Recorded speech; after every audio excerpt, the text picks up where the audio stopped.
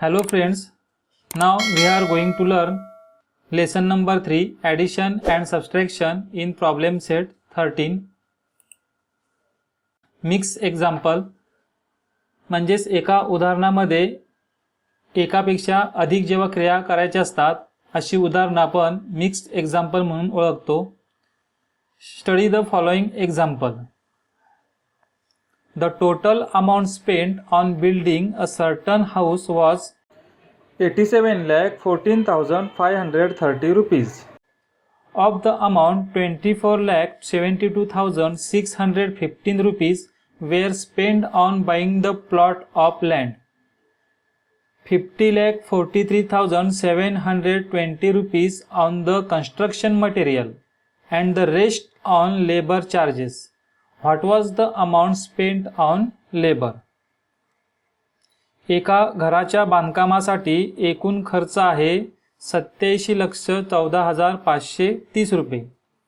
त्यापैकी प्लॉटसाठी 24,72,615 रुपये व बांधकाम साहित्यासाठी 50,43,720 रुपये लागले आणि उरलेली रक्कम जी आहे ती मजुरीसाठी खर्च झाली.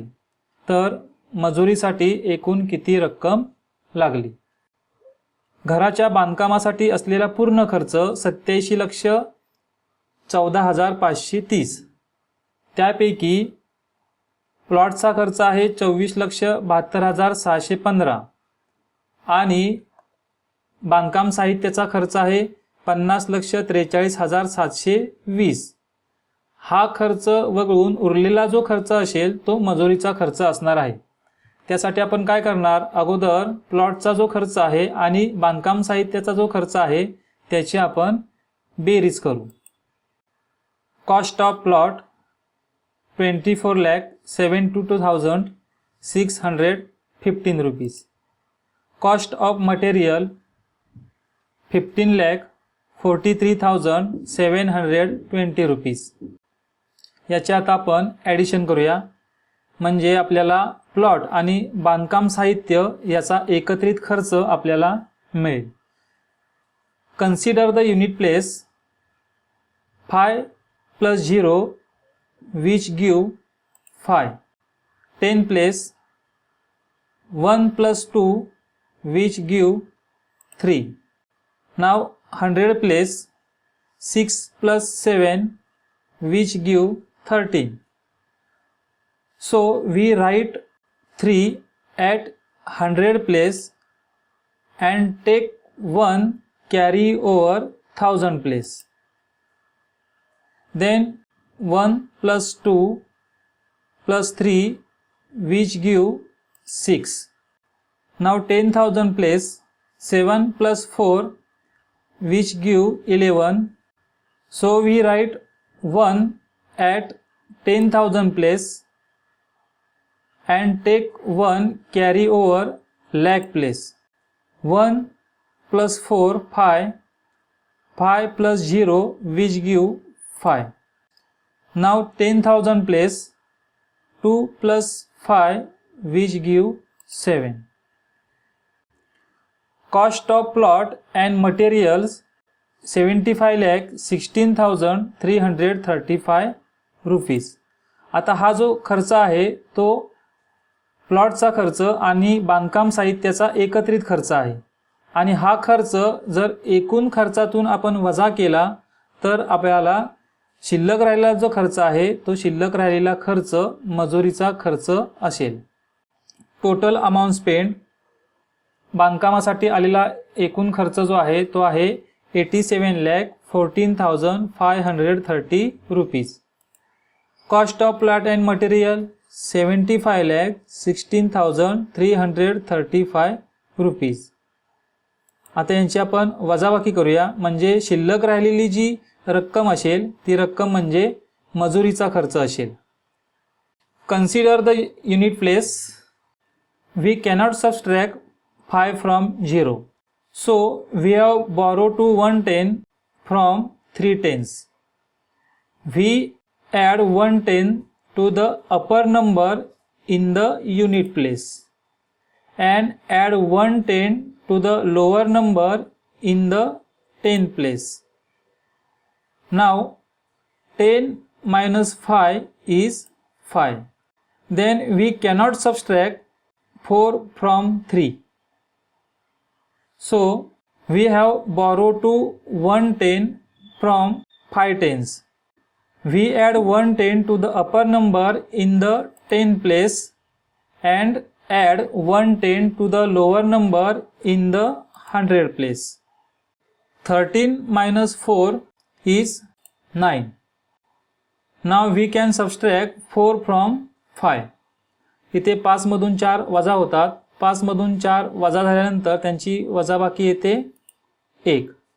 Then we cannot subtract 6 from 4.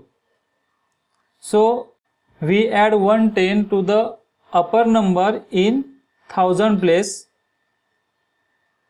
and add 110 to the lower number in the 10,000 place. 14 minus 6 is 8. Next, we cannot subtract 2 from 1. So we have to borrow 110 from 7 tens. We add 110 to the upper number in 10,000 place and add 110 to the lower number in the lakh place. 11 minus 2 is 9. Then 7 minus 6 is 1. Then 8 minus 7 is 1. Hence the difference is 11,98,195.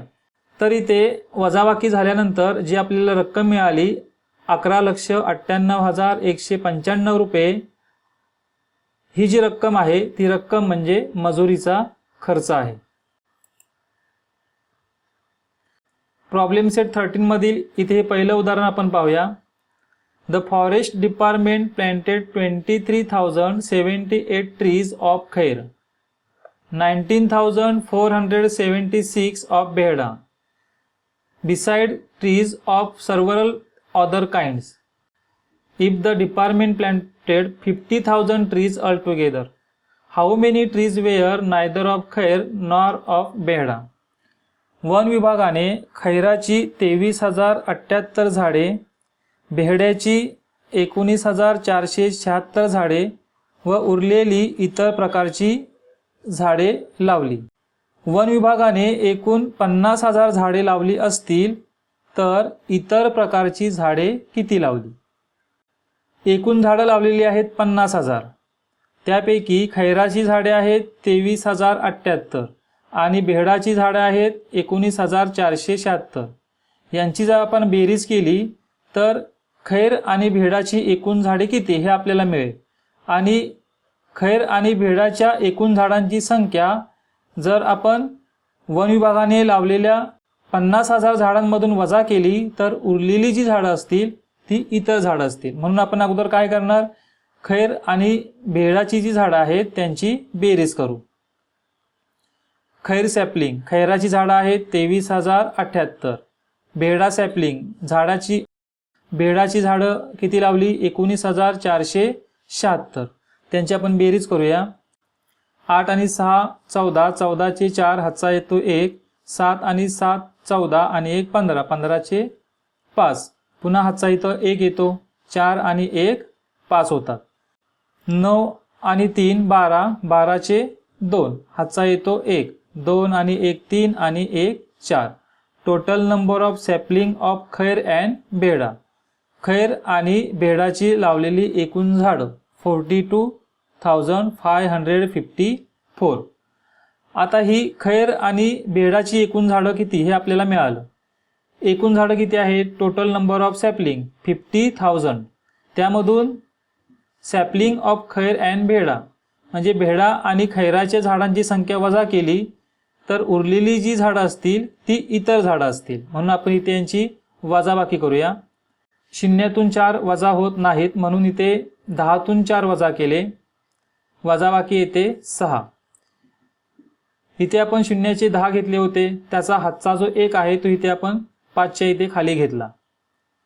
5 आणि 1 6 होतात. शून्यातून 6 वजा होत नाही, म्हणून आपण शतक स्थानातून पुन्हा 10 इकडे घेतले. 10तून 6 वजा केले की वजाबाकी येते 4.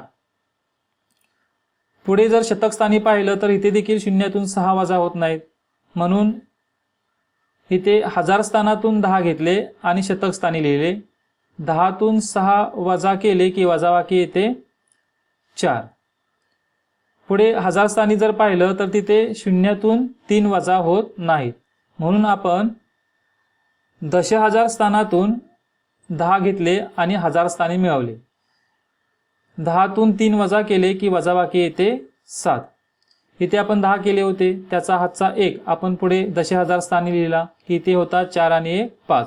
5तून 5 वजा केले की वजाबाकी येते 0. आता इथे आपल्याला इतर झाडांची संख्या मिळाली 7446. Other kind of sapling are 7446. Problem set 13 मधील हे दुसरं उदाहरण आहे. A city has a population of 37,04,926. If this includes 11,24,069 men and 10,96,478 women, what is the number of children in the city? शहराची एकूण लोकसंख्या आहे 37,04,926. त्यापैकी पुरुषांची संख्या आहे 11,24,069 आणि स्त्रियांची संख्या आहे 10,96,478. तर त्या शहरातील मुलांची संख्या किती? तर त्यासाठी आपण काय करणार, तर अगोदर पुरुष आणि स्त्रिया यांची जी संख्या आहे यांची बेरीज करू. ती बेरीज केल्यानंतर एकूण लोकसंख्येतून ही जर बेरीज वजा केली तर उरलेली जी संख्या असेल ती मुलांची संख्या असेल. म्हणून आपण सुरुवातीला स्त्री आणि पुरुष यांची संख्या आहे त्यांची बेरीज केल्यानंतर स्त्री आणि पुरुषांची एकूण संख्या किती आहे ते आपण पाहू. पुरुष आहेत 11,24,069. Number of women 10,96,478. यांची आता आपण बेरीज करूया. 9 ने 8 17, 17 7 हातचा 1, 8 आणि 6 14, 14 4 हातचा 1, 4 आणि 1 5, 6 आणि 4 10, 10 0 हातचा 1, 9 आणि 1 10 आणि 2 12, 12 2 पुन्हा हातचा 1, 1 आणि 1 2, त्याच्या पुढे 1 आणि 1 2. मग स्त्री आणि पुरुष यांची आपल्याला टोटल संख्या मिळाली 22,20,547. आता ही जी मिळालेली स्त्री आणि पुरुषांची संख्या आहे ती जर आपण एकूण लोकसंख्येतून वजा केली तर आपल्याला मुलांची संख्या मिळणार आहे. म्हणून इथे आपण वजाबाकी करू. Total population 37,04,926. Total number of man and women 22,20,547. यांची जर आपण वजाबाकी केली तर ती वजाबाकी येते 14,84,379. शहरातील मुलांची संख्या 14,84,379. The number of children is 14,84,379. Problem set 13 मधील तिसरं उदाहरण. The management of certain factory had 25,40,600 rupees in the labor welfare fund. From this fund 12,37,865 rupees were used for medical expenses. 8,42,317 rupees were spent on the education of the workers' children and the remaining was put aside for a canteen. How much money was put aside for the canteen? कारखान्याच्या व्यवस्थापनाकडे 25,40,600 रुपये एवढा कामगार कल्याण निधी होता.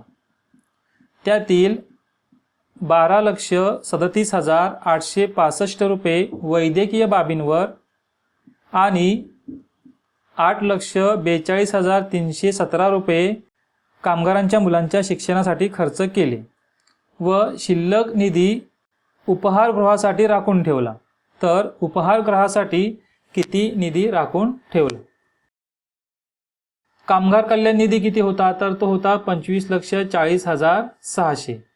त्यापैकी खर्च किती केलेले आहेत, 12,37,865 रुपये आणि 8,42,317 रुपये.